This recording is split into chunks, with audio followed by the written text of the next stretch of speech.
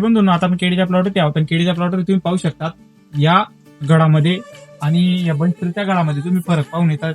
तर शेतकरी बंधूंनो, आता जो काही हा जो गड आहे, हा गड आता पक्का व्हायला सुरुवात झालेली आहे आणि गडाची आपण जर प्रॉपर जर मॅनेजमेंट केली नाही तर तुम्ही पाहू शकता त्याला कसा प्रॉब्लेम येतोय. पाण्यामध्ये पणे अटकतायत आणि पण्याच्या जास्त वाकून जात आहेत आणि त्याचबरोबर तुम्ही आता हा बन स्प्रे पाहू शकता. आता हा जो आहे हा माल आता पक्का व्हायला सुरुवात झालेली आहे आणि त्याला तुम्ही त्याची जी साईज आहे केळीची ही पूर्णपणे लांब आणि पूर्णपणे सरळ आहे.